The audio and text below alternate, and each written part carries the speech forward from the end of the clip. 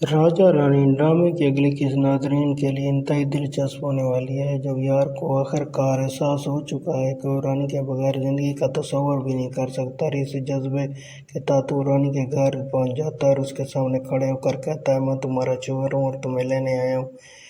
یہ سن کر رانی حیران رہ جاتی ہے اور تنزیہ لہجے میں کہتی ہے، ہوش میں آ جاؤ، کیا کہہ رہے ہو؟ جس پر یار پرعزم جواب دیتا ہے، اب میں واقعی ہوش میں آ گیا ہوں، لیکن رانی دو ٹوک الفاظ میں انکار کر دیتی ہے، مجھے تمہاری کمپنی چاہیے اور نہ ہی تمہارے ساتھ جاؤں گی۔ یہ کہہ کر وہ اندر چلی جاتی ہے۔ اس کے باوجود یار ہار نہیں مانتا، وہ گھر کے باہر کھڑا رہتا ہے کیونکہ اس نے فیصلہ کر لیا کہ وہ رانی کے لیے بغیر یہاں سے نہیں جائے گا۔ رات گئے تک وہ وہیں موجود رہتا ہے، حتیٰ کہ رانی کے کمرے میں جا کر بیٹھ جاتا ہے۔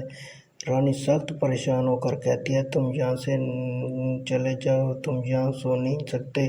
مگر یار کہتا ہے، تم مجھ پر بھروسہ کیوں نہیں کرتی؟ اگر بھروسہ نہیں تھا تو اعتراف کیوں تھا؟ رانی جواب دیتے ہیں، وہ صرف پرانے یار پر اعتماد کرتی تھی، لیکن آج کا یار اس کے لیے ایک انجان شخص ہے۔ یار خاموشی سے کمرے سے نکلتا ہے اور باہر چارپائی پر لیٹ جاتا ہے، گرمی اور مچھروں کی پرواہ کیے بغیر وہاں رات گزار دیتا ہے، کیونکہ اس کے لیے رانی کے جذبات سب سے بڑھ کر ہیں۔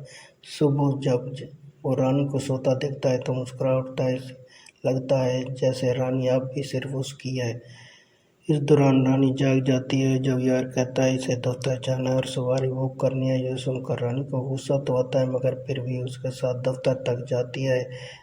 دوسرے ایک سین میں دکھایا جاتا ہے، دوسری طرف راجا کی ماں نے رانی کو یہ خبر دی تھی کہ راجا نے اپنی زندگی کا ایک بڑا حصہ جیل میں گزارا ہے۔ یہ سن کر رانی کے دل میں خدشات پیدا ہو جاتے ہیں، لیکن راجا اس موضوع پر خاموش رہتا ہے۔ رانی کے جانے کے بعد راجا کی والدہ اسے خبردار کرتی ہے، مجھے نہیں لگتا کہ وہ اپنے شوہر کو چھوڑ کر تم سے شادی کرے گی۔ یہ سن کر راجا غصے سے کہتا ہے، نہیں، رانی اب بھی مجھ سے پیار کرتی ہے۔ یار اور رانی کی شادی صرف مجبوری ہے، وہ جلد ختم ہوگی، وہ واپس میرے پاس آئے گے۔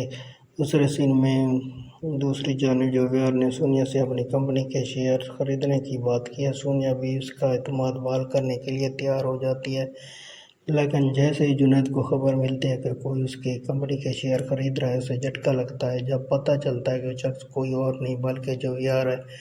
یوں جنید کی بربادی کا آغاز ہو جاتا ہے۔ جنید کے والد آنے والے خطرے کو بھانپ لیتے ہیں، مگر اس کی ماں پرعزم ہے اور کہتی ہے، میرا بیٹا ہار ماننے والا نہیں، وہ ضرور لڑے گا کیونکہ اس نے لڑنے کے لیے تیار کیا ہے۔